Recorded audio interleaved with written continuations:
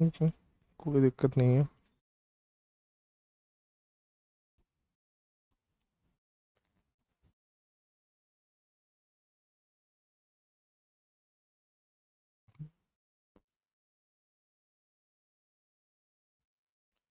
चलिए, good afternoon. आज हमारी जो है केमिस्ट्री की पहली क्लास है। ठीक है। केमिस्ट्री भी फिजिक्स की तरह आपके साइंस का पोर्शन है। ठीक है, रसायन विज्ञान आप इसे बोलते हैं। यह भी क्या है, आपके पास साइंस का पोर्शन है। और रिलेटिवली यह फिजिक्स से क्या होता है, आसान होता है। ठीक है। फिजिक्स में क्या है, टेक्निकल फैक्टर्स बहुत ज़्यादा होते हैं, तो इस कारण से क्या होता है, फिजिक्स आपको क्या लगती है, बहुत ज़्यादा थोड़ी बहुत डिफिकल्ट लगती है। ठीक है। लेकिन केमिस्ट्री जो है वो क्या है, केमिस्ट्री इतनी ज़्यादा डिफिकल्ट नहीं है, क्योंकि इसमें मेजर चीज़ें जो है वो क्या होती हैं, आपको याद करना होता है। कोई बहुत ज़्यादा डिफिकल्टी की बात जो है वह केमिस्ट्री में नहीं आती है। ठीक है। बिल्कुल बेसिक से हम केमिस्ट्री की बात करेंगे। एटम क्या होता है, मॉलिक्यूल क्या होता है, एलिमेंट क्या होता है, ठीक है, परमाणु क्या है आपके पास, ठीक है, और आपके कंपाउंड क्या है, मिक्सचर क्या है, मिश्रण क्या है, कितने प्रकार के मिश्रण लग रहे हैं, इन सारी चीज़ों की बात हम केमिस्ट्री में करेंगे। ठीक है। तो देखिए, सबसे पहले हम केमिस्ट्री की बात करेंगे तो हम देखें कि जो केमिस्ट्री है हमारे पास, ये हम डेफिनेशन की बात हम बाद में करेंगे। हमारे पास जो केमिस्ट्री है, जो हमारी रसायन विज्ञान है, वह केमिस्ट्री मूल्यतः 3 भागों में बांटी जाती है। ठीक है। केमिस्ट्री जो है वह मूल्यतः क्या करी जाती है, 3 भागों में बांटी जाती है। पहला जो भाग है केमिस्ट्री का, वो भाग कौन सा है, वह भाग आपका फिजिकल केमिस्ट्री है। ठीक है। पहली जो भाग है वह क्या है, वह फिजिकल केमिस्ट्री है। ठीक है। फिजिकल केमिस्ट्री में हम जनरली केमिस्ट्री के लॉज का पढ़ाई, लॉज को अध्ययन करते हैं। ठीक है। जो भी लॉज है उनकी हम पढ़ाई कहाँ करते हैं, फिजिकल केमिस्ट्री में करती हैं। ठीक है। इसके बाद हमारे पास आता है इनऑर्गेनिक केमिस्ट्री। तो इनऑर्गेनिक केमिस्ट्री में हम एलिमेंट्स के बारे में सब कुछ पढ़ते हैं। ठीक है। यहां तो आपने लॉज पढ़ा कि भाई कौन से लॉज जो है, कौन से नियम जो है वह केमिस्ट्री को क्या कर रहे हैं, गवर्न कर रहे हैं। ठीक है। और इनऑर्गेनिक केमिस्ट्री में हम क्या पढ़ेंगे, हम एलिमेंट्स के बारे में पढ़ेंगे। हम पढ़ेंगे कि भाई जो एलिमेंट्स हैं वह एलिमेंट्स किस प्रकार के हैं, कोई मेटल है, कोई नॉन मेटल है, कोई धातु है, कोई अधातु है। ठीक है। कोई मेटलॉइड है, कोई सेमीकंडक्टर है, कोई चालक है, कोई कंडक्टर है, कोई इंसुलेटर है। ऐसे कर करके क्या होता है, ऐसे कर करके आप इनऑर्गेनिक केमिस्ट्री में एलिमेंट्स के बारे में पढ़ते हैं। उसके बाद इन एलिमेंट्स को निकाला कैसे जाता है। ठीक है। इन जो भी एलिमेंट्स है भाई, ये कहाँ पाए जाते हैं, क्या ये हवा में मिल रहे हैं हमें। ठीक है। जैसे आपका ऑक्सीजन की हम बात करें तो भाई ऑक्सीजन जो है वह कहाँ मिलता है, भाई हवा में भी मिलता है, पानी में भी मिलता है। ठीक है। नाइट्रोजन की बात करें तो सर नाइट्रोजन जो है वह हवा में भी मिलता है, सॉइल में भी मिलता है, मिट्टी में भी क्या करता है, हमें मिलता है। ठीक है। तो ऐसे हम देखते हैं कि ये जो एलिमेंट्स हैं वो कहाँ पर हमें मिलेंगे और कैसे हम इनका क्या करें, कैसे हम इनका एक्सट्रैक्शन करें। ठीक है। इनको हम निकालें कैसे। ठीक है। यहां पर हमें क्या करना है, केमिस्ट्री में हमें इस बारे में क्या करना है, पढ़ना है। ठीक है। कौन सी केमिस्ट्री में, इनऑर्गेनिक केमिस्ट्री में। ठीक है। दूसरा भाग जो हमारे केमिस्ट्री का है वह कौन सा भाग है, वह इनऑर्गेनिक केमिस्ट्री है। अब तीसरा जो भाग आता है इनऑर्गेनिक केमिस्ट्री में, हम कार्बन की बात नहीं करते हैं। ठीक है। ये जो कार्बन है, कार्बन आपने नाम सुना होगा, कार्बन जिसका एटॉमिक संख्या, जो परमाणु संख्या है वह क्या है, वह 12 है। तो कार्बन के बारे में हम इनऑर्गेनिक केमिस्ट्री में बात नहीं करते हैं। ठीक है। कार्बन में हम क्या करते हैं, इनऑर्गेनिक केमिस्ट्री में हम कार्बन की बात नहीं करते, तो हम किस चीज की बात करते हैं, तो हम बात करते हैं सर किसकी, हम ऑर्गेनिक केमिस्ट्री में बात करते हैं कार्बन की। ठीक है। ऑर्गेनिक केमिस्ट्री में हम किसकी बात करते हैं, कार्बन की बात करते हैं। Carbon and its compound, carbon और इससे बने जो भी कंपाउंड हैं उनकी बात हम किस में करते हैं, उनकी बात हम इनऑर्गेनिक केमिस्ट्री में करते हैं।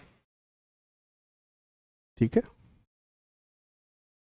तो यहां पर आपके पास क्या है, 3 केमिस्ट्री की बात हो गई, फिजिकल केमिस्ट्री की बात हो गई, इनऑर्गेनिक केमिस्ट्री की बात हो गई, और ऑर्गेनिक केमिस्ट्री की बात हो गई। ऑर्गेनिक केमिस्ट्री में यह जो ऑर्गेनिक शब्द है, या ऑर्गेनिक शब्द इसलिए आता है क्योंकि ऐसा माना जाता था पहले, ऐसा पहले माना जाता था कि आपके पास क्या है, आपके पास ये जो भी ऑर्गेनिक केमिस्ट्री के कंपाउंड्स हैं, वो कंपाउंड जो है वह कहाँ है, होते हैं, सिर्फ ऑर्गेनिज्म में पाए जा सकते हैं। ठीक है। कहाँ पाए जा सकते हैं, सिर्फ और सिर्फ ऑर्गेनिज्म में, जैसे या तो ह्यूमंस बनाए या तो एनिमल्स बनाए या फिर प्लांट्स बनाए, ठीक है। पेड़ पौधे ही बना सकते थे, इंसानों में ये चीजें पाई जाती थी। इनको कभी भी लेबोरेटरी में नहीं बनाया जा सक रहा था, ठीक है। इनको कभी भी क्या किया जा रहा था, लेबोरेटरी में नहीं बनाया जा सकता था, ठीक है। इसी कारण से इनका नाम क्या हुआ, ऑर्गेनिक कंपाउंड्स नाम पड़ा। हालांकि, ठीक है, हालांकि क्या हुआ, हालांकि यहां पर आगे देखा गया कि हमने यूरिया नामक कंपाउंड जो है वह गलती से क्या कर दिया, गलती से लेबोरेटरी में बना दिया गया। तो पता चला कि भाई ऑर्गेनिक कंपाउंड्स को आप क्या कर सकते हैं, ऑर्गेनिक कंपाउंड्स को आप अपने क्या कर सकते हैं, घर मतलब लैब में, घर में तो खैर बनाना नहीं है, ठीक है। घर में इन चीज़ों की जो इस्तेमाल है वह घर में ना करें, ठीक है। केमिकल से दूर रहे, रिएक्शन जो है वह क्या हो सकता है, बहुत ज़्यादा दिक्कत वाला हो सकता है। तो यहां पर आपके पास क्या है, यहां पर आपके पास यूरिया जो है वह पहला ऑर्गेनिक कंपाउंड आपका बनाया गया, ठीक है। तो यहां से जो है, यहां से आपको पता चली कि भाई ऑर्गेनिक कंपाउंड्स जो है वो ऑर्गेनिक कंपाउंड, ठीक है, ऑर्गेनिक कंपाउंड जो है वो ऑर्गेनिक कंपाउंड आपकी बनाई जा सकती है। लेकिन फिर भी नाम हमने इसको क्या कर दिया, ऑर्गेनिक ही रहने दिया, ठीक है। नाम इसकी हमने क्या रहने दी, ऑर्गेनिक ही रहने दी।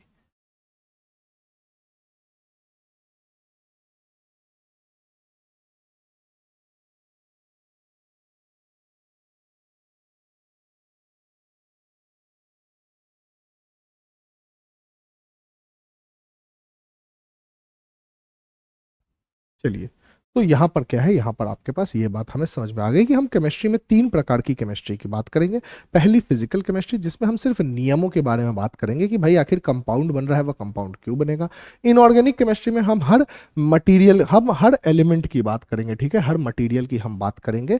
और तीसरा हम ऑर्गेनिक केमिस्ट्री, जिसमें हम कार्बन और कार्बन से संबंधित कंपाउंडों के बारे में क्या करेंगे, बात करेंगे। अब बात एक और आती है कि सर ऑर्गेनिक केमिस्ट्री जो है वह ऑर्गेनिक केमिस्ट्री में आपके पास क्या है, ऑर्गेनिक केमिस्ट्री में आपके पास अलग से हम एक कार्बन के लिए अलग से केमिस्ट्री क्यों बनाते हैं। तो इसलिए बनाते हैं क्योंकि कार्बन द्वारा जो बनाए गए क्या है, कंपाउंड्स हैं, वह कंपाउंड्स बहुत अधिक हैं, ठीक है। कार्बन द्वारा जो बनाए गए कंपाउंड्स हैं, ये कंपाउंड्स क्या है, बहुत अधिक हैं। और इन कंपाउंडों को हम क्या कर सकते हैं, एक अलग केमिस्ट्री में पढ़ सकते हैं। इनकी गुणों को, इनके प्रॉपर्टीज को हम क्या करते हैं, अलग एक केमिस्ट्री बना देते हैं, जिसे कि हम ऑर्गेनिक केमिस्ट्री बोलते हैं। बहुत ज़्यादा हमारे सिलेबस में ऑर्गेनिक केमिस्ट्री की बात नहीं है, हमें सिर्फ थोड़ा बहुत ऊपर ऊपर से क्या कर लेना है, तीनों केमिस्ट्रीज को ऊपर ऊपर से क्या कर लेना है, पढ़ लेना है, ठीक है। तो ये हमारे पास क्या है, यही हमारे पास केमिस्ट्री का एक क्लासिफिकेशन था। जो रसायन विज्ञान है उसका क्या था,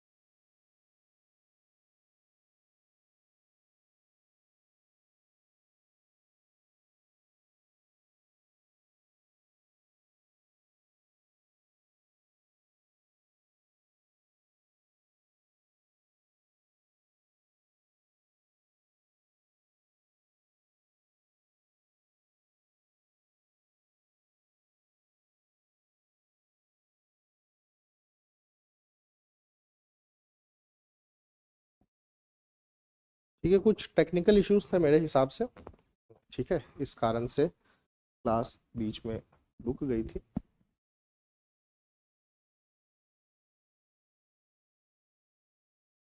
अच्छा, क्या इससे पहले हम लाइव थे? Good afternoon. क्या ये जो मैंने केमिस्ट्री के बारे में आपको बताया, ये किसी ने सुना या फिर बस हवा से बातें की मैं? चलिए, लग रहा है कि ये जो है, ये मेरी मेहनत पानी में छपाक चली गई। कुछ टेक्निकल इश्यूज हो गया था मेरे ख्याल से ऐप में, कोई बात नहीं, फिर से हम क्या करेंगे, फिर से हम शुरू कर लेंगे। ठीक है, किसी ने नहीं सुना, चलिए ठीक है। हम केमिस्ट्री, देखिए आज की क्लास जो हमारी है वो केमिस्ट्री की क्लास है। ठीक है, मैंने ये बात आपको बताई कि ये जो केमिस्ट्री है, ये जो रसायन विज्ञान है, यह भी आपके पास क्या है, साइंस का पोर्शन है। ठीक है, साइंस का पोर्शन, और रिलेटिवली यह जो है फिजिक्स से क्या होता है, बहुत आसान होता है। ठीक है, फिजिक्स में अभी तक आपने क्या किया, फिजिक्स में जो है अभी तक आपने जो भी पढ़ाई की, बहुत लोगों को थोड़ी बहुत दिक्कत आई होगी। ठीक है, अच्छा 17 पे लाइव हुआ था, कोई बात नहीं, मैं फिर से शुरू कर दे रहा हूँ, कोई बहुत बड़ी दिक्कत नहीं है। ठीक है, लेकिन केमिस्ट्री जो है, केमिस्ट्री बहुत आसान है। क्यों? क्योंकि इसमें आपको फैक्ट्स को क्या करना होता है, याद कर लेना होता है। ठीक है, आप फैक्ट्स को सिर्फ और सिर्फ क्या कर रहे हैं, फैक्ट्स को सिर्फ और सिर्फ यहाँ पर याद कर लेते हैं, बहुत ज़्यादा कुछ यहाँ पर हमें दिमाग लगाने की ज़रूरत नहीं है। ठीक है, तो हमने बोला कि हमारे पास जो केमिस्ट्री है, ठीक है, ये मैटर की बात हम अभी करेंगे। हमारे पास जो केमिस्ट्री है, जो रसायन विज्ञान है, इसको हम मूलतः मुख्यतः 3 हिस्सों में क्या करते हैं, 3 हिस्सों में बांट देते हैं। ठीक है, केमिस्ट्री एक बहुत बड़ा सब्जेक्ट है। ठीक है, पीपीटी से ही पढ़ा रहे हैं सर। केमिस्ट्री जो है वह क्या है, केमिस्ट्री जो है वो एक बहुत बड़ा आपका क्या है, सब्जेक्ट है। बहुत ज़्यादा इसमें एलिमेंट्स, कंपाउंड की हम बात करते हैं। ठीक है, वो सब बातें हम अभी आगे करेंगे, लेकिन फिलहाल हमने बोला कि हमारे पास जो केमिस्ट्री है, जो रसायन विज्ञान है, उसको हमने 3 हिस्सों में बांटा। पहला जो है वह आपका क्या है, वह आपका फिजिकल केमिस्ट्री है। ठीक है, केमिस्ट्री के मूल 3 हिस्से हैं। पहला जो है वह फिजिकल केमिस्ट्री है, और फिजिकल केमिस्ट्री में आपके पास क्या होता है, फिजिकल केमिस्ट्री में आपके पास लॉज होते हैं। भाई कुछ नियम होते हैं जो कि क्या करते हैं, जो कि केमिस्ट्री के प्रोसेसेस को, केमिस्ट्री के प्रक्रियाओं को, रसायन विज्ञान की प्रक्रियाओं को क्या करते हैं, गवर्न करते हैं। ठीक है, ये क्या करते हैं, गवर्न करते हैं। ठीक है, अब जो है भौतिकी को देखिए, भौतिकी को तो बहुत छोटे छोटे हिस्सों में बांटा जाता है। यहां पर क्या है, यहां पर मूलतः 3 हिस्सों में ही इसको बांटा जा सकता है। ठीक है, दूसरा जो है सर वह है इनऑर्गेनिक केमिस्ट्री। ठीक है, हमने बोला कि भाई हमारे पास क्या है, हमारे पास पदार्थ होंगे। ठीक है, हमारे पास क्या होंगे, अलग अलग प्रकार के पदार्थ होंगे, अलग अलग प्रकार के मैटर होंगे। ठीक है, आज ही स्टार्ट हुआ है केमिस्ट्री। ठीक है, आज ही, जिस दिन स्टार्ट हो कम से कम उस दिन खत्म होने की बात ना किया करें। ठीक है, इनऑर्गेनिक केमिस्ट्री में हम क्या पढ़ते हैं, इनऑर्गेनिक केमिस्ट्री में हम क्या पढ़ते हैं, सब्सटेंसेस के बारे में पढ़ते हैं। ठीक है, कोई भी जो पदार्थ होता है, कोई भी जो सब्सटेंस होता है, ये सब्सटेंस कुछ भी हो सकता है, एलिमेंट हो सकता है, कंपाउंड हो सकता है। ठीक है, हाँ पीसीएस लेवल का ही पढ़ाएंगे। ठीक है, साइंस का जो लेवल है वो बहुत ज्यादा ऊपर नीचे नहीं होता है। ठीक है, तो आप उसकी चिंता ना करें। ठीक है, आप जो भी है क्वेश्चंस, हम क्योंकि क्वेश्चंस केमिस्ट्री में क्या हम 7 क्वेश्चन करेंगे, फिजिक्स में तो क्या होता था कि इसके बाद रेलवे के लिए बिल्कुल सफिशिएंट होगा सर। ठीक है, क्योंकि यहाँ पर न्यूमेरिकल आपको कहीं नहीं आने हैं, तो ये केमिस्ट्री की जो क्लासेस हैं वो हर कोर्स के लिए क्या होगी, सफिशिएंट होगी। ठीक है, फिजिक्स में यही दिक्कत थी कि भाई कहीं न्यूमेरिकल आ रहा है, कहीं न्यूमेरिकल नहीं आ रहा है, तो वो उसके में थोड़ा बहुत अंतर था, लेकिन केमिस्ट्री में तो इतना क्या हो जाएगा, बहुत ज्यादा हो जाएगा। ठीक है, तो सब्सटेंसेस जो है सर वो क्या है, पदार्थ है। ये क्या है, हम इनके बारे में इनऑर्गेनिक केमिस्ट्री में क्या करना है, पढ़ना है। जैसे सब्सटेंसेस के बारे में हमें कैसे पढ़ना है, समझिएगा कि भाई इनका एग्जिस्टेंस कैसा है। ठीक है, यह जो है यह कैसे पाए जा रहे हैं। जैसे आप एक छोटी सी बात करेंगे ऑक्सीजन की, तो आप बोलेंगे कि सर ये जो ऑक्सीजन है, यह ऑक्सीजन हवा में भी है। ठीक है, आप लोगों ने ज्योग्राफी में भी पढ़ रखा होगा कि भाई हमारे वातावरण में क्या है, हमारे वातावरण में ऑक्सीजन जो है वो मिल रहा है। और यदि आप पानी की बात करें तो पानी में भी सर H2O ऑक्सीजन है। ठीक है, तो ऑक्सीजन जो है वो मूलतः क्या कर रहा है, हाँ रिएक्शन थोड़े बहुत आएंगे, वो हम आगे पढ़ते रहेंगे। ठीक है, रिएक्शन हम थोड़े बहुत आएंगे जो कि हम आगे बीच में पढ़ते रहेंगे। ठीक है, हाँ फिजिक्स का सिलेबस खत्म हो गया। अगर आपको लगता है कि कुछ बच रहा है तो आप मुझे बता दीजिएगा, वो क्लासेस आपको मिल जाएंगे। अगर वो लिटरली बच रहा होगा तो वो क्लासेस आपको मिल जाएंगे। ठीक है, तो हमने बोला कि सर सबसे पहले तो हमने एग्जिस्टेंस देखा। ठीक है, हमने देखा कि भाई ये जो सब्सटेंस है, ये जो पदार्थ है, ये पदार्थ कुछ भी हो सकता है। ठीक है, एलिमेंट हो सकता है, मॉलिक्यूल हो सकता है, कंपाउंड हो सकता है, लेकिन हम इसकी बात बाद में करेंगे कि भाई एलिमेंट क्या होता है, मॉलिक्यूल क्या होता है, सब्सटेंस क्या होता है। हमें मुद्दा ये समझना है कि भाई ऑक्सीजन का हमने सबसे पहले एग्जिस्टेंस पढ़ा कि ये कहां पाया जा रहा है, और इसको हमने किस में पढ़ा, इसमें हमने इनऑर्गेनिक केमिस्ट्री में पढ़ा है। ठीक है, इसके बाद एग्जिस्टेंस के बाद सर आप एक्सट्रैक्शन भी पढ़ सकते हैं कि भाई पानी से कैसे ऑक्सीजन को क्या किया जाए, निकाला जाए। ठीक है, पानी से क्या किया जाए, कैसे आपको ऑक्सीजन को निकाला जाए। ठीक है, इसके बाद क्या है, इसके बाद आप इसके प्रॉपर्टीज के बारे में पढ़ सकते हैं कि इसके बाद आप इसके बारे में पढ़ सकते हैं, इनके प्रॉपर्टीज, इनके गुण के बारे में क्या कर सकते हैं, पढ़ सकते हैं। ये सारी चीजें हम कहां पढ़ेंगे, ये सारी चीजें हम इनऑर्गेनिक केमिस्ट्री में पढ़ेंगे, ठीक है। और आखिरी जो हमारी केमिस्ट्री है वह है ऑर्गेनिक केमिस्ट्री, ठीक है। इनऑर्गेनिक केमिस्ट्री में हम कार्बन के कंपाउंड्स को छोड़ देते हैं, जो कार्बन के, हाँ इलेक्ट्रोलाइसिस, आगे हमें इलेक्ट्रोलाइसिस क्या करना है, पढ़ना है, ठीक है। सिलेबस जो है, देखिए सिलेबस ऐसा है कि केमिस्ट्री का जो सिलेबस है वो आपका ऐसी मैं बिल्कुल बेसिक से आपको पढ़ाऊंगा, तो सिलेबस इस हिसाब से चलता रहेगा। केमिस्ट्री में सबसे बड़ी दिक्कत ये हो जाती है ना कि टॉपिक वाइज इसको थोड़ा सा डिवाइड करना क्या होता है, आपको बतलाना एग्जैक्ट क्या है, एग्जैक्ट बतलाना थोड़ा क्या हो जाता है, मुश्किल हो जाता है। तो आप इसकी चिंता ना करें, ठीक है। कुछ लोगों को जिनको फिजिक्स में दिक्कत हो रही थी उनको केमिस्ट्री में वो भी दिक्कत नहीं होगी, क्योंकि केमिस्ट्री फिजिक्स से रिलेटिवली बहुत आसान सब्जेक्ट होता है, ठीक है। बहुत ही ज्यादा आसान होता है, मतलब फिजिक्स का आप लगा लीजिए कि 30% ही हमें क्या करना होता है, केमिस्ट्री में पढ़ना होता है। सभी की बात करेंगे सर, एटम, मॉलिक्यूल, एलिमेंट कुछ भी नहीं छोड़ेंगे, आप फिलहाल यहां पर ध्यान दीजिए, ठीक है। तो ऑर्गेनिक केमिस्ट्री में हमने बोला सर कि एक कार्बन है और उसके कंपाउंड्स के बारे में हम क्या करेंगे, हम ऑर्गेनिक केमिस्ट्री में पढ़ेंगे, ठीक है।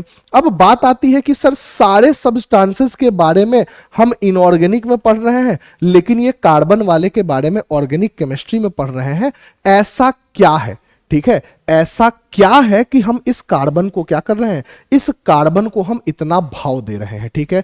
तो यहां पर हमने बोला कि सर कार्बन जो है ना, इसके कंपाउंड्स बहुत ज्यादा होते हैं, ठीक है। हाई नंबर ऑफ कंपाउंड्स, ठीक है।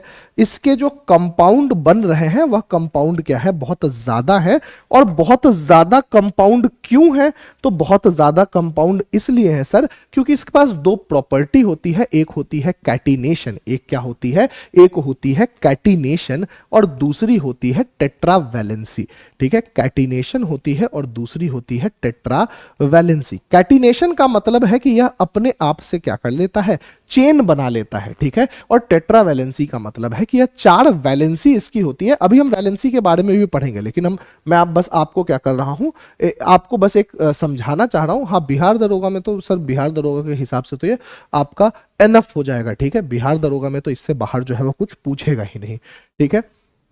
तो ये ऑर्गेनिक केमिस्ट्री हो गई। इसका नाम जो ऑर्गेनिक पड़ा ना सर, तो पहले ऐसी मान्यता थी, ठीक है। पहले ऐसी मान्यता थी जो कि क्या है, त्रिसंयोजक नहीं, चतुर्संयोजक बोलना चाहिए टेट्रावैलेंसी को, ठीक है। त्रि तो मतलब आपका 3 हो जाएगा, ठीक है। केमिस्ट्री के लिए कोई बुक देखिए, केमिस्ट्री देखिए, केमिस्ट्री के साथ सबसे बड़ी दिक्कत ये है ना कि कोई थ्योरी के लिए इसके पास कोई बहुत अच्छी किताब मार्केट में है नहीं, ठीक है।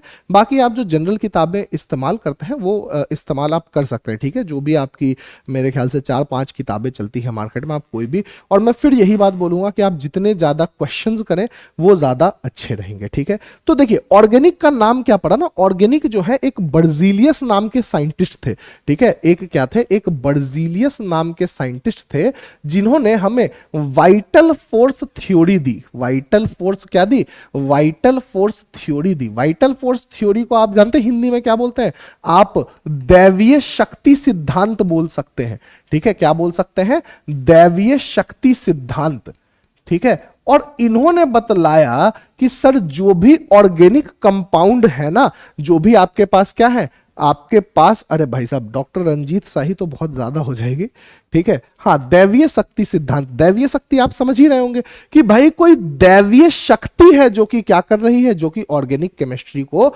बना रही है, ठीक है। हाँ, जैव शक्ति सिद्धांत या दैवीय शक्ति सिद्धांत आप उसे बोलते हैं, ठीक है। तो ये जो है ये इन्होंने दिया, ठीक है, ये इन्होंने दिया। और इनका दैवीय शक्ति सिद्धांत में क्या था कि सर ऑर्गेनिक कंपाउंड को बनाने में ना कोई दैवीय शक्ति लग रही होगी, इस कारण से हम उन्हें अपने लैबोरेटरी में क्या कर पाते हैं, लैबोरेटरी में नहीं बना सकते हैं। बिल्कुल सर, डेट इंपॉर्टेंट नहीं है कि 1835 में दिया था कि 1840 में दिया था।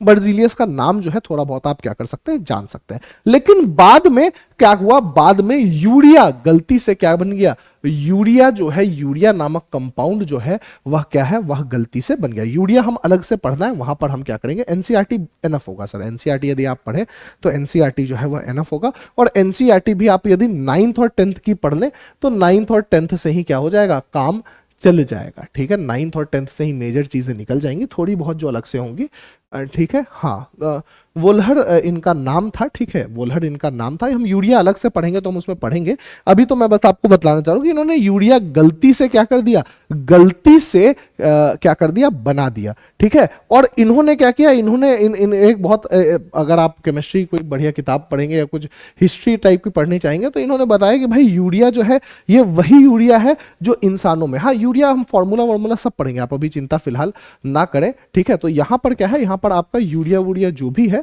वो आपका क्या है, वो इन्होंने बना दिया। और तब हमने बोला कि भाई ऑर्गेनिक कंपाउंड हम क्या कर सकते हैं, बना भी सकते हैं, ठीक है, बना भी सकते हैं हम, उससे पहले जो है वो काम नहीं चल रहा था, ठीक है। हाँ, लैब में बना गलती से, बिल्कुल जो खेतों में डालते हैं वही यूरिया है ये, इसके बारे में हम आगे बात करेंगे, ठीक है।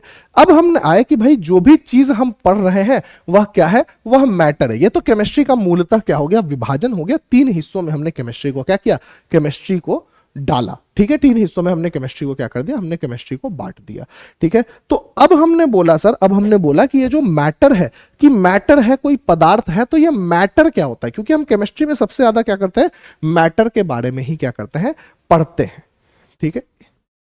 एक ही सर दो क्लास चल गई मेरी, ये तो बहुत गजब हो जा रहा है।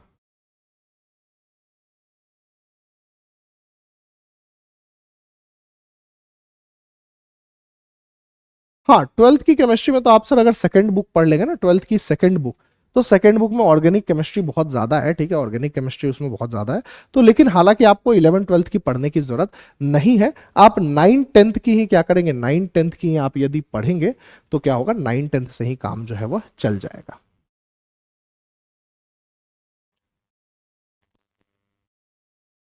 ठीक है। 9 10th से जो है वो काम आपका चल जाएगा। 11 12 में कुछ टॉपिक्स इंपॉर्टेंट होते हैं, वो टॉपिक मैं आपको पढ़ा दूंगा और मैं बतला भी दूंगा कि ये 11 12 के टॉपिक है, ठीक है।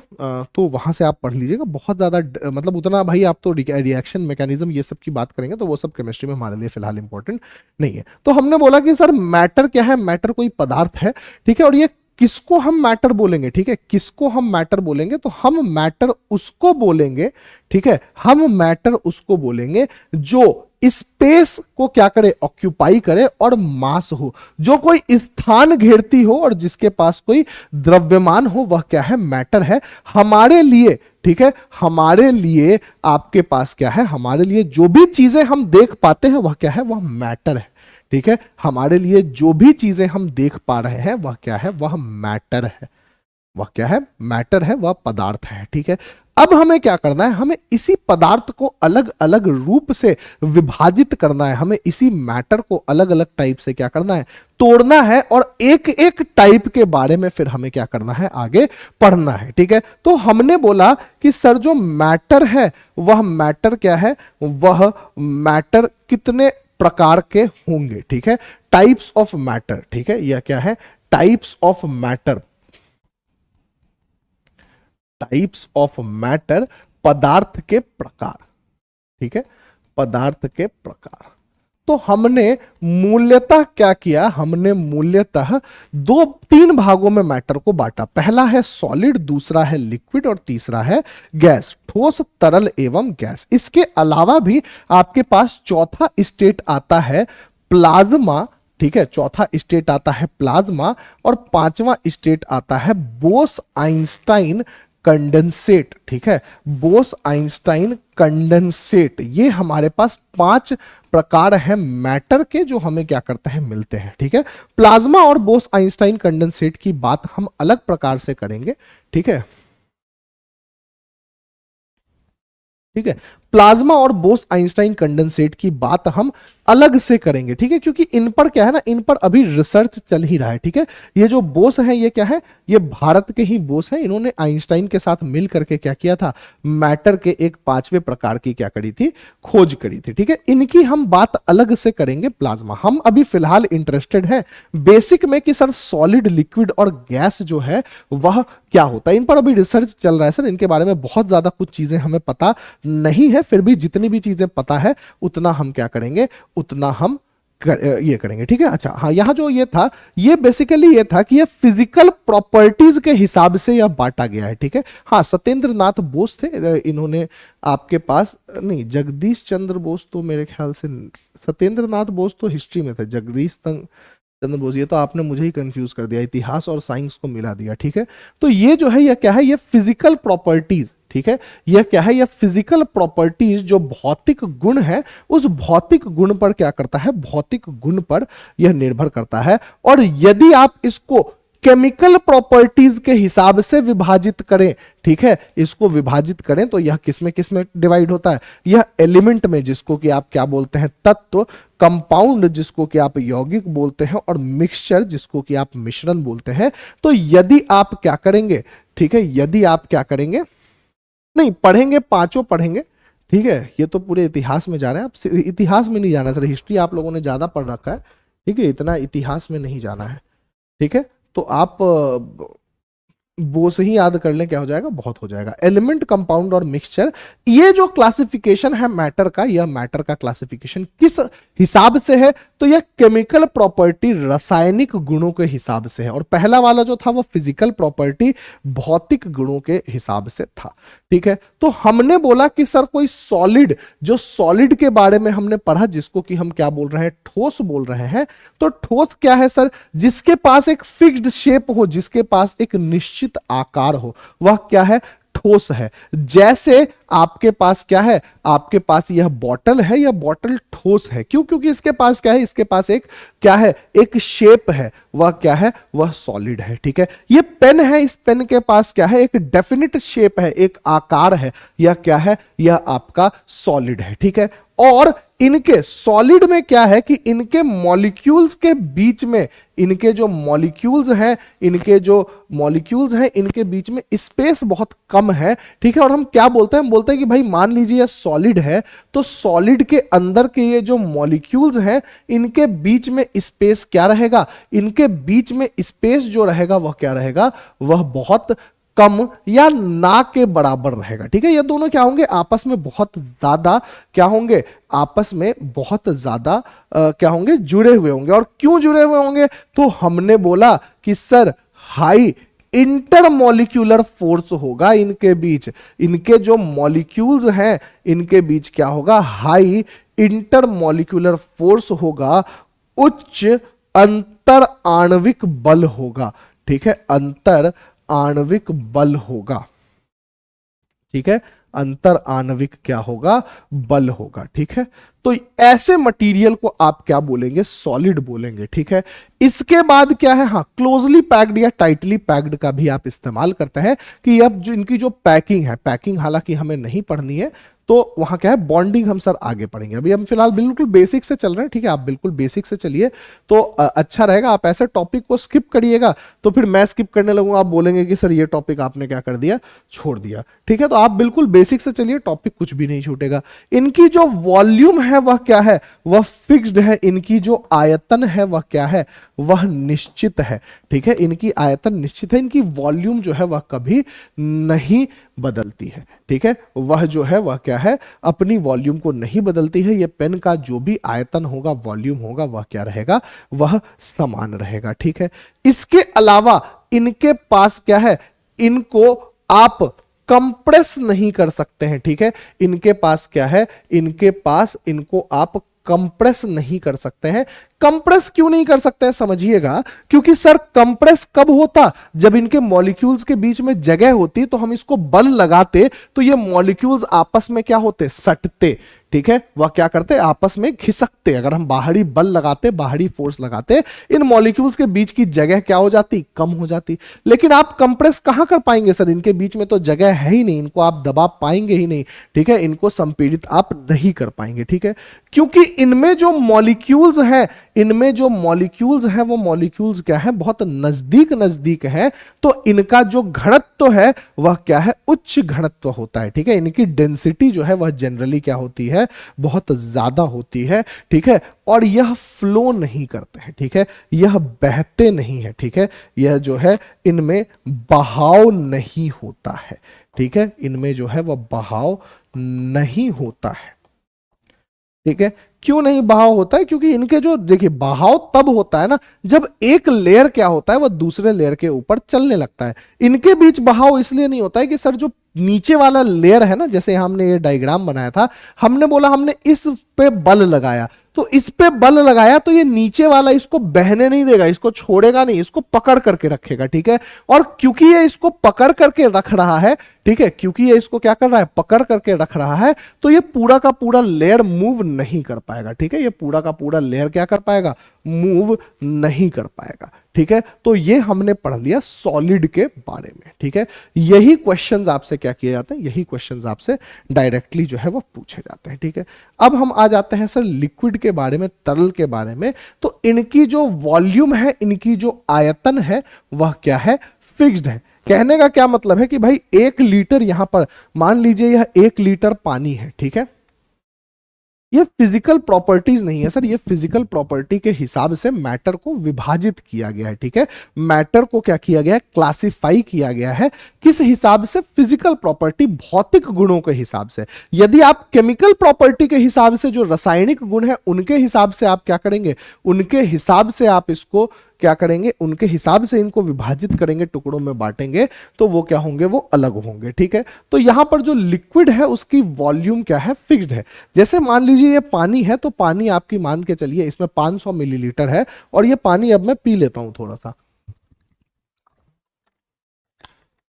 तो मान लीजिए मैंने 100 मिलीलीटर पानी पिया, तो ये जो है ये मेरे पेट में जाने के बाद भी क्या रहेगा, ये मेरे पेट में जाने के बाद भी 100 मिलीलीटर ही रहेगा। मतलब इसका आयतन नहीं बदलेगा, लेकिन इसका आकार बदल गया। यहां पर जो है वह क्या है, ये सिलेंड्रिकल बॉटल है। ठीक है, यह बॉटल कैसा है, सिलेंड्रिकल है, बेलनाकार है। तो अभी पानी भी आपको कैसा दिख रहा होगा, सिलेंड्रिकल, बेलनाकार रह गया होगा। ठीक है, क्लास के बाद पी लूंगा यार 600 मिलीलीटर।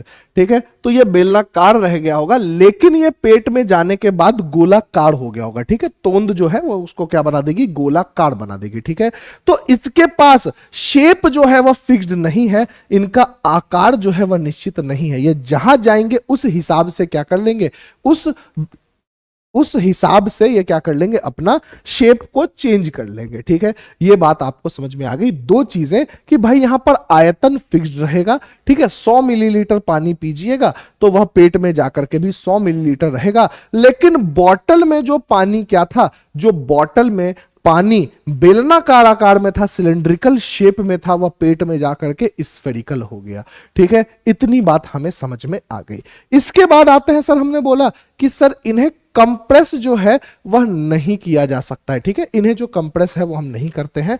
इनके डेंसिटी क्या होती है, कम होती है, और यह इजीली क्या करते हैं, इजीली से, आसानी से क्या हो जाते हैं, बह जाते हैं।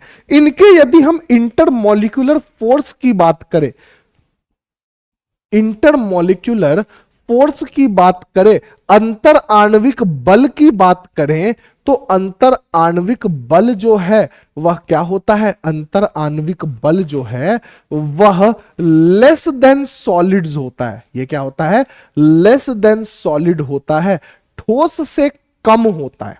ठीक है, क्या होता है, ठोस से कम होता है। और इनके बीच जो इंटरमॉलिक्यूलर स्पेसेस होते हैं, इनके बीच जो क्या होते हैं, इंटरमॉलिक्यूलर स्पेसेस होते हैं, अंतर आणविक दूरियां होती हैं, अंतर आणविक दूरियां होती हैं, वह क्या होती हैं, वह कम होती है। ठीक है, यह क्या होती है, सॉरी, यह मोर देन सॉलिड होता है, यह ठोस से ज्यादा होते हैं। ठीक है, यह क्या होता है, यह ठोस से ज्यादा होता है।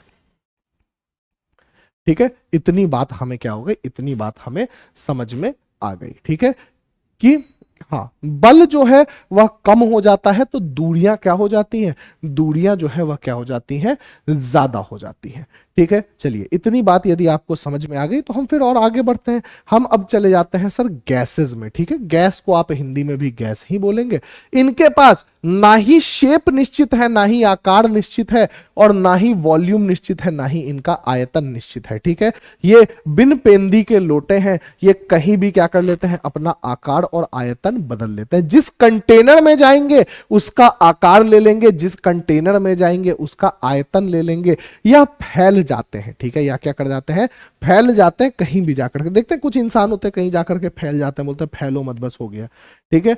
तो वैसे ही यहां पर क्या है, यह आपके आयतन भी निश्चित नहीं है और शेप भी जो है वह आकार भी निश्चित नहीं है। ये इनके प्रॉपर्टीज हैं, इन्हीं हिसाब से हम किसी चीज को क्या करते हैं, हम सॉलिड, लिक्विड और गैस में बदलते हैं, ठीक है। यही क्या होता है, यही तरीका होता है, इन्हीं प्रॉपर्टीज के हिसाब से आप बतला पाते हैं कि भाई कोई चीज सॉलिड है, लिक्विड है या गैस है। जैसे मान लीजिए इसमें अगर आपने अभी पानी देखा तो पानी को आप गिराएंगे तो इसका शेप तो बदलेगा, लेकिन क्या है, आकार, इसका आकार तो बदलेगा, लेकिन आकार जो है वह क्या हो जाता है, वह आपका, हम सब पढ़ेंगे सर, सीएनजी, एलपीजी जो भी आप इस्तेमाल करते हैं, methyl, ethyl mercaptan, methyl mercaptan, और फिर जो आपका होता है गोबर गैस, ये सब चीजें हमें जो है यहाँ पढ़ना है, आप उसकी चिंता ना करें। वो सारी चीजें जो है वो आपको एकदम लाइन बाय लाइन पढ़ाया जाएगा, कोई बहुत दिक्कत नहीं है। लेकिन इसका जो है आयतन नहीं बदला, पानी जहां भी जाएगा, लेकिन इसके अंदर जो है वह क्या है, इसके अंदर गैस है। यदि आप इसको खोलेंगे तो यह गैस पूरे के पूरे क्या हो जाएगी, पूरे के पूरे कमरे में चली जाएगी। तो गैस का जो आयतन है वह आयतन भी क्या हो जाता है, बदल जाता है, ठीक है। इनको इजीली कंप्रेस किया जाता है, संपीड़ित किया जा सकता है। क्यों? क्योंकि सर इनके जो मॉलिक्यूल्स है ना वह बहुत दूर दूर हैं, ठीक है। तो जैसे ही आप इस पर बल लगाएंगे तो यह एक दूसरे के समीप आएंगे, तो बड़े इजीली कंप्रेस किया जा सकता है, ठीक है। इसीलिए आप क्या देखते हैं ना, देखिए कहीं भी कंप्रेशन जो होता है वो क्या होता है, कंप्रेस्ड नेचुरल गैस। जैसे एलपीजी आप इस्तेमाल करते हैं, उस गैस को भी तो कंप्रेस किया गया है हाई प्रेशर पे, लिक्विफाइड पेट्रोलियम गैस, ठीक है। तो ये सारी जो चीजें हैं, गैसेस जो है उनको क्या किया जा सकता है, उनको बहुत इजीली कंप्रेस किया जा सकता है, क्योंकि इनके जो मॉलिक्यूल्स हैं वो बहुत दूर दूर हैं, तो इनकी घनत्व तो क्या है, बहुत कम होती है, और ये बड़े आसानी से क्या हो जाते हैं, बड़े आसानी से प्रवाहित हो जाते हैं, ठीक है। सर ये तो कोर्स के बारे में नहीं बतला पाऊंगा, आप एक बार टेक्निकल टीम से पूछ लीजिए, ठीक है। ऑर्गेनिक केमिस्ट्री जो है उसकी जो कोर्स होगी ये तो मैं आपको नहीं बतला पाऊंगा, ठीक है। तो इन सब चीजों के बारे में हम आगे पढ़ेंगे कि भाई सीएनजी क्या होता है, इसमें कौन कौन से गैस पाए जाते हैं, ठीक है। नेचुरल गैस होता क्या है, कितने प्रेशर पे इन्हें कंप्रेस किया जाता है, गाड़ियों में सीएनजी का इस्तेमाल कैसे किया जाता है, कैसे उनसे क्या होता है, कैसे वो ज्वलनशील होते हैं, उनसे ऊर्जा उत्पन्न होती है, ठीक है। ये सारी चीजें जो है, ये सारी चीजें हम आगे पढ़ेंगे, आप उसकी चिंता ना करें, ठीक है। तो हमने यहां पर बोला कि क्या इनके पास लो इंटरमॉलिक्यूलर फोर्सेस हैं, लो इंटरमॉलिक्यूलर फोर्सेस हैं, इनमें जो अंतर आणविक बल है वह क्या है, बहुत कम है, ठीक है। हाँ अभी उस पर भी आएंगे सर, स्टेट चेंज में भी आएंगे, ठीक है, उस स्टेट चेंज में भी आएंगे, ठीक है। रीजनिंग पढ़ाइए, अरे सब चीज नहीं पढ़ा दो, ठीक है। रीजनिंग तो बहुत अच्छा सब्जेक्ट है, ठीक है। इंटरमॉलिक्यूलर फोर्स जो है, रीजनिंग का मतलब ही होता है कि कारण करना, और उसमें कोई कारण ही नहीं होता है, ठीक है। चलिए तो ये हो गया, और इसमें लो इंटरमॉलिक्यूलर फोर्स है तो सर हाई इंटरमॉलिक्यूलर स्पेस होगा, इसमें जो स्पेस होगा वह क्या होगा, इंटरमॉलिक्यूलर स्पेस इसमें क्या होगा, बहुत अधिक होगा, ठीक है। यह हमने गैसेस के बारे में क्या कर लिया, यह हमने गैसेस के बारे में पढ़ लिया। रीजनिंग की क्लास चल तो रही होगी कहीं ना कहीं, ठीक है। अब हमने क्या किया, चेंज ऑफ स्टेट, जो आपके पास क्या है, जो आपके पास स्टेट है उसका आप क्या करना चाह रहे हैं, परिवर्तन करना चाह रहे हैं। और स्टेट का परिवर्तन जो होता है ना वह दो प्रकार से किया जा सकता है, ठीक है। पहला किया जा सकता है टेम्परेचर को, तापमान को बढ़ा या घटा करके, ठीक है। पहला जो है वह क्या है, तापमान को बढ़ा या घटा करके, या फिर आपके पास क्या है, प्रेशर को बढ़ाया घटा करके, ठीक है। यदि आप दबाव को बढ़ाया घटा दे, जैसे आपने देखिए ना, आपने बोला एलपीजी ये लिक्विफाइड है, ये क्या है, यह लिक्विफाइड है, इसको गैस को आपने क्या कर दिया है, तरल में है तो गैस, लेकिन किस में चला गया, यह तरल में चला गया। क्यों चला गया सर, यह तरल कैसे हो गया, तो आपने क्या हो गया, आपने यहां पर जो भी पढ़ाया जाता है सर वो कहीं ना कहीं, अरे स्टेट जो है आपका सॉलिड, लिक्विड या गैस होगा, ठीक है। स्टेट जो है वह क्या होगा, सॉलिड, लिक्विड या गैस होगा, ठीक है। किताब में तो है ही, ठीक है। तो ये जो लिक्विफाइड पेट्रोलियम गैस है, इस गैस को आपने कंप्रेस किया, इसमें प्रेशर जो है वह बदला, इसमें उच्च दबाव डाला, तो यह क्या हो गया, यह लिक्विड में बदल गया, ठीक है, अवस्था, हाँ अवस्था का परिवर्तन आप ऐसा भी बोल सकते हैं, ठीक है। तो ये जो है या तो आप प्रेशर बदलिए, भाई बर्फ को बाहर निकाल लिया, ठंडा हो गया, ठीक है, बर्फ को क्या कर लिया, बर्फ को निकाल लिया, तो बाहर गर्मी थी, गर्मी होकर बर्फ क्या हो गई, पिघल गई, मतलब आपने तापमान बढ़ाया तो भी क्या है, तो वह सॉलिड से लिक्विड में चला जा रहा है।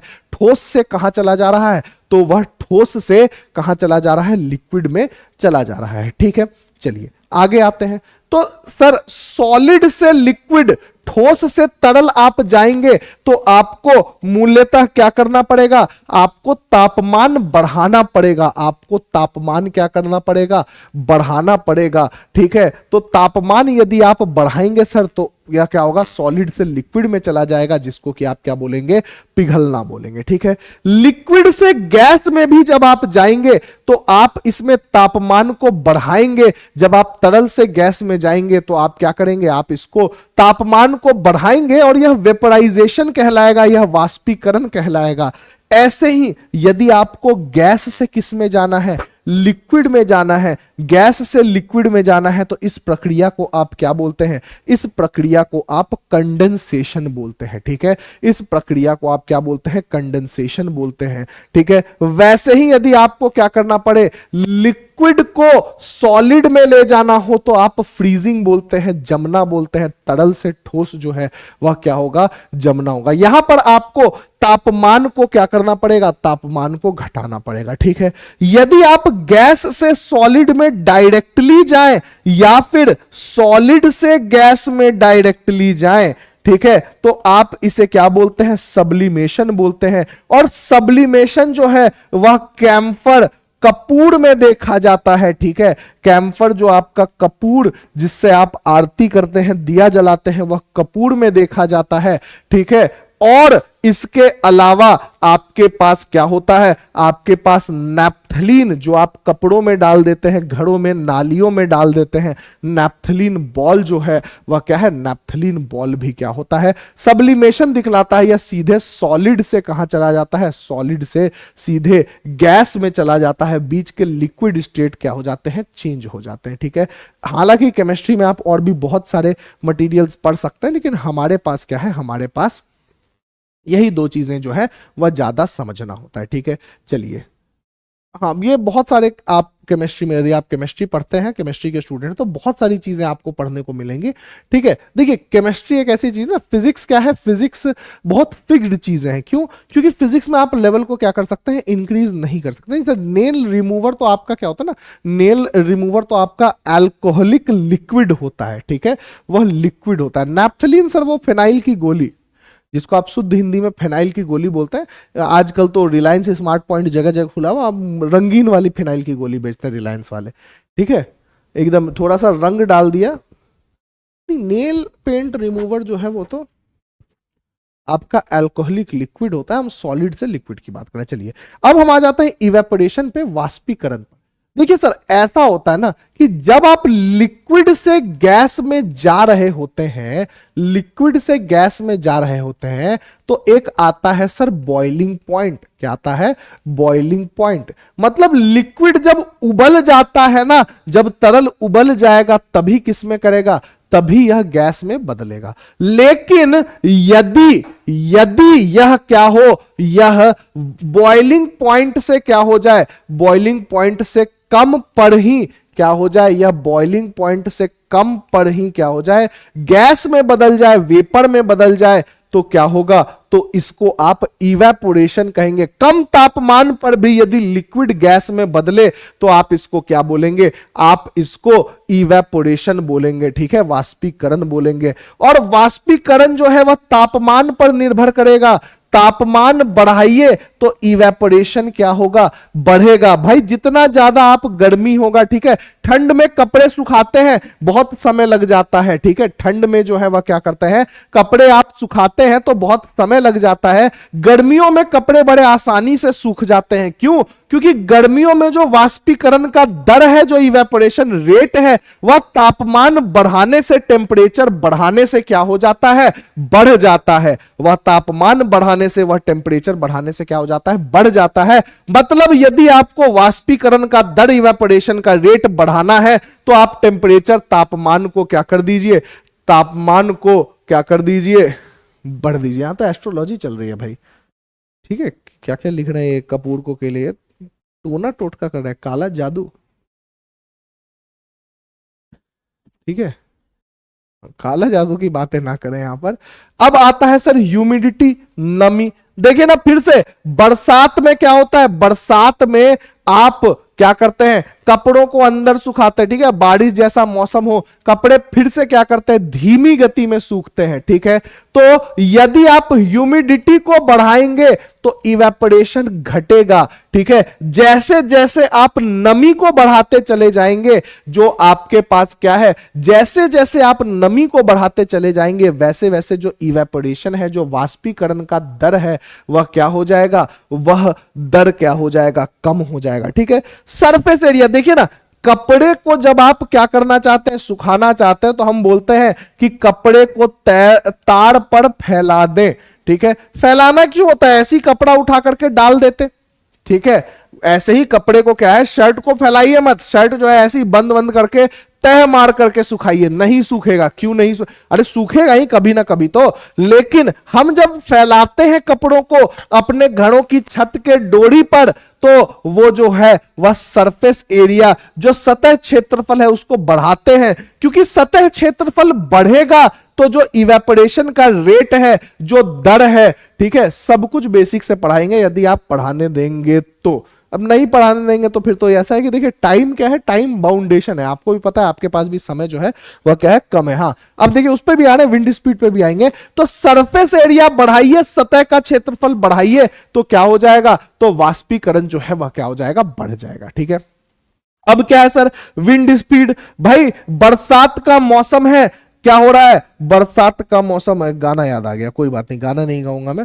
लेकिन बरसात का जो मौसम है उसमें आपने कपड़ों को घर के अंदर क्या कर दिया, घर के अंदर रख लिया और पंखे चला दिए। पंखे चलाने से विंड स्पीड बढ़ती है, विंड स्पीड बढ़ेगी तो इवेपोरेशन भी क्या होगा, बढ़ेगा। जो वाष्पीकरण जो है वह क्या होगा, वह बढ़ेगा, ठीक है। हाँ तो ये विंड स्पीड भी बढ़ेगा। आंधी में कपड़े को सुखाइए, यदि बच गया, उड़ा नहीं, ठीक है, एक राज्य तो नहीं लेकिन एक मोहल्ले से दूसरे मोहल्ले यदि नहीं जा पाया वो कपड़ा आपका, तो क्या हो जाएगा, तो आपका वो सूखेगा जल्दी, ठीक है, वह क्या होगा, जल्दी सूखेगा।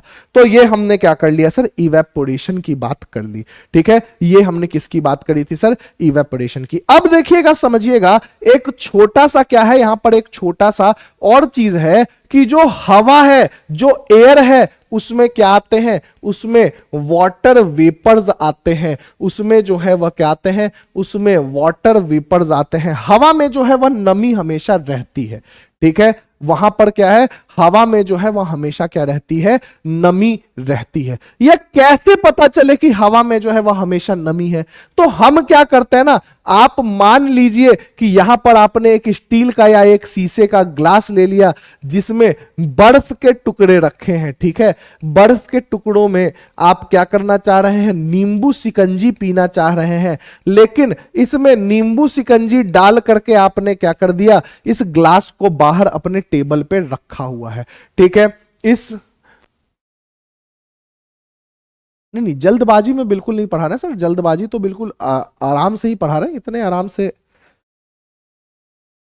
तो बैच की वैलिडिटी तो थोड़ा एक्स्ट्रा दी जाती है कि भाई आप जो है वो आगे भी कोई दिक्कत हो तो उन दिक्कतों को आप पूछ सके, तैयारी खत्म होने के बाद भी जब आप खुद से पढ़ें तो आप उन दिक्कतों को पूछ सके। बैच एकदम सिलेबस खत्म करके तुरंत, हाँ चलिए गाने बाद में सुनिएगा, पहले मैं इतना मधुर संगीत यहाँ निकाल रहा हूं और आप दूसरे गानों के चक्कर में पड़े हुए हैं, ठीक है। हाँ वो रिकॉर्डेड क्लास की वैलिडिटी, और ऐसी कोई दिक्कत नहीं है, आपको किसी टॉपिक में दिक्कत है तो आप बता सकते हैं टॉपिक में दिक्कत है, फिर पढ़ा देंगे, ठीक है। हमारी वैलिडिटी थोड़ी खत्म हो रही है, ठीक है। मैं जिस दिन गाना गाऊंगा ना उस दिन भगवान खुद धरती पे आ जाएगा, चुप कराने, बोलेगा भाई अब बस रहने दे, ठीक है, तो ऐसी कोई दिक्कत नहीं है, आपको किसी टॉपिक में दिक्कत है आप फिर से बताइए। चलिए, तो यहां पर क्या है सर, यहां पर जैसे ही आप इसको रखेंगे ना यहां पर सिकंजी की ग्लास को, तो यहां पर क्या होंगे सर, यहां पे पानी की बूंदे आने लगेंगी। यहां पर क्या आने लगेंगी, पानी की बूंदे आने लगेंगी। यह जो पानी की बूंदे हैं, या पानी की बूंदे क्यों आती हैं, तो यह पानी की बूंदे आती हैं, बोला जाता है कि सर हवा जो है उसमें नमी है। ठीक है, नहीं सर सेमिनार में मैं नहीं गया था। ठीक है, आप गए थे सेमिनार में। चलिए, तो हाँ, यहां जो पानी की बूंदे हैं, बोला जा रहा है कि भाई हवा में नमी है। अब वो जब हवा यहां से टकरा रही है तो इसका तापमान कम है, तो जो गैस है, जो गैस है, नमी जो है, वह हमने पढ़ रखा है कि नमी जो है वह वाटर वेपर के फॉर्म में होती है। वह क्या होती है, वेपर के फॉर्म में होती है, भाप के फॉर्म में होती है, कभी भी पानी के टुकड़े नहीं होते हैं। ठीक है, कभी भी क्या होता है, पानी के टुकड़े नहीं होते हैं। तो आपको यह समझना है कि जब वह गैस यहां पर टकरा रही है तो इसका तापमान क्या है, इसका तापमान कम है। और गैस जब इस कम तापमान पर आती है तो उसमें जो भी पानी की बूंदें होती हैं वह यहां पर क्या हो जाती है, वह यहां पर चिपक जाती हैं, क्योंकि कम तापमान के कारण जो पानी होता है वह पानी क्या हो जाता है, जो गैस वाटर वेपर्स होते हैं वह वाटर वेपर्स क्या हो जाते हैं, तापमान कम करने पर वाटर ड्रॉपलेट्स में बदल जाते हैं। वह किस में बदल जाते हैं, वाटर ड्रॉपलेट्स में बदल जाते हैं। इसलिए जब आप क्या कर रहे हैं, ठीक है, इसलिए जब आप क्या कर रहे हैं, जब आप पानी में आइस क्यूब रख के सिकंजी को क्या कर रहे हैं, पी रहे हैं। ठीक है, हाँ ये अलग बात है सर, आइस में सॉल्ट डालने से क्या है ना, यहां पर डिप्रेशन इन फ्रीजिंग पॉइंट होता है, जो गलनांक होता है उसमें कमी आती है। ठीक है, और इसी कारण से आइसक्रीम में आप नमक डालते हैं। ठीक है, ये हमने शायद पढ़ा भी था, आइसक्रीम में नमक। ठीक है, तो आप गलनांक को, जो मेल्टिंग पॉइंट होता है उसको आप घटाना चाहते हैं। ठीक है, वह आपके पास क्या है, वह आपके पास डिप्रेशन इन फ्रीजिंग पॉइंट है। ठीक है, डिप्रेशन इन फ्रीजिंग पॉइंट है। तो ये आपके पास क्या है सर, ये आपके पास टूथपेस्ट में नमक की जगह आइसक्रीम में नमक है। ठीक है, आइसक्रीम में नमक है। ठंडे पानी में चीनी, उसकी तो सॉल्युबिलिटी की बात होगी सर। ठीक है, उसकी सॉल्युबिलिटी की बात होगी, घुलनशीलता की बात होगी। वह घुलनशीलता जो है वह कम हो जाएगा तापमान कम होने के कारण। ठीक है, इसलिए जनरली क्या करते हैं, देखते हैं शरबत जहां जैसे आप बाहर पिएंगे ना, तो शरबत पहले बना लेते हैं और उसमें बाद में बर्फ डालते हैं, क्योंकि वह शरबत जो है वह क्या हो जाएगा, वह आपके मतलब शरबत में पहले आप अगर ठंडे पानी का शरबत बनाएंगे ना तो वह बहुत ज्यादा मीठा नहीं हो पाएगा। तो पहले हम क्या करते हैं, नहीं, ग्लास के अंदर का पानी इस वाष्पीकरण के कारण कभी भी कम नहीं होगा। ठीक है, ये जो वाष्पीकरण है इसके कारण ग्लास के अंदर का पानी कभी भी कम नहीं होगा। ठीक है, ये कभी भी कम नहीं होगा। चलिए नेक्स्ट आते हैं सर। ठीक है, नेक्स्ट हम आते हैं कि हाँ, इसलिए मैं बता रहा था कि वो सॉल्युबिलिटी की बात भी हम आगे करेंगे, लेकिन सॉल्युबिलिटी में आपको ये समझना है। ठीक है, सॉल्युबिलिटी में आपको ये समझना है कि इसीलिए जब आप शरबत बनाते हैं तो शरबत को जनरली लोग क्या करते हैं, शरबत को जनरली लोग पहले नॉर्मल पानी में बना लेते हैं, क्योंकि उसकी घुलनशीलता जो होगी वह ज्यादा होगी, और बाद में उसमें बर्फ ऊपर से डालते हैं। ठीक है, बाद में आप होटलों में जाएंगे, कहीं पर भी यदि शरबत पिएंगे तो वह घुलनशीलता बढ़ाने के लिए बर्फ जो है वो बाद में डालते हैं। जब घुलनशीलता हो जाती है उसके बाद क्या करते हैं, उसके बाद जो है वो बर्फ डालते हैं। ठीक है, ये बात तो सॉल्युबिलिटी की बात हम आगे करेंगे। ठीक है, सॉल्युबिलिटी की बात अभी हम आगे करेंगे। हाँ, फिलहाल गर्मी ज्यादा हो रही है तो जाइए मस्त शरबत पीजिए। ठीक है, मीठे से थोड़ा वो रखें, परहेज रखें, ज्यादा ज्यादा शरबत पीने से फिर डायबिटीज भी हो सकती है। तो ये बात आपको यहां पर समझ में आ गई। तो ये जो है अपने हिसाब से पढ़े, आपको जिस हिसाब से पढ़ना है सर। ठीक है, देखिए आपको जिस हिसाब से पढ़ना है आप पढ़िए, उसमें कोई भी दिक्कत नहीं है। मैंने आपको पहले ही बता दिया कि आपके पास जो भी बेसिक है, बिल्कुल बेसिक से हम आगे बढ़ेंगे। ठीक है, इसमें कोई बहुत ज़्यादा दिक्कत आपको केमिस्ट्री में नहीं आएगी। कुछ लोगों को फिजिक्स में दिक्कत आई होगी। ठीक है, तो वो जो दिक्कत है वो इस कारण से आई होगी क्योंकि आपने बहुत ज़्यादा फिजिक्स में, मतलब बहुत ज़्यादा अगर हम डेप्थ में जाते हैं तो लेवल जो है वो बढ़ जाता है। ठीक है। लेकिन केमिस्ट्री में ऐसी कोई भी दिक्कत नहीं आने वाली है। आज के क्लास में मेरे हिसाब से कुछ भी जो है वो कुछ भी आपको ऐसा नहीं हुआ होगा जो समझ में नहीं आया होगा, क्योंकि यहाँ पर टेक्निकल कोई भी चीज वैसी नहीं है। ठीक है, तो ये थोड़ा बहुत देखिए, केमिस्ट्री आपको कम मेहनत करने की जरूरत होती है। अब देखिए ना, इतिहास, इतिहास में क्या है, इतिहास में आपकी मतलब इतिहास में बहुत कम मेहनत करने की जरूरत होती है। इसलिए देखिए जनरली जो झुकाव होता है वह जीएस की ओर होता है। ठीक है, मैं इंजीनियर आदमी हूँ, फिर भी थोड़ी बहुत इतिहास मुझे आती है। ठीक है, कि 9 दिसंबर 1900, अच्छा कॉन्स्टिट्यूशन हो गया, 9 दिसंबर 1946 को जो है संविधान सभा की पहली बैठक हुई थी। ठीक है, 70 की 72 लोग आए थे, सच्चिदानंद सिन्हा उसके अध्यक्ष थे, वीटी कृष्णमाचारी और एक और थे कोई थे, उनको उपाध्यक्ष बनाया गया था। तो ये सब चीजें देखिए, इसमें क्या ना, मेहनत नहीं है, कहीं सुन लिया, जीएस के टीचर को पढ़ाते हुए सुन लिया, क्लास के बाहर बैठ गए, कभी आवाज आ रही थी बाहर, सुन लिया, 2-4 फैक्ट और हो गए राजा। ठीक है, तो इसमें ये है। लेकिन फिजिक्स में और केमिस्ट्री में क्या ना, आपको थोड़े बहुत दिमाग लगाना पड़ता है कि सर Na+ और Cl- मिल करके NaCl क्यों बनाएगा, यहां पर लग गया दिमाग। ये सिर्फ सुन करके आपका काम नहीं चलेगा।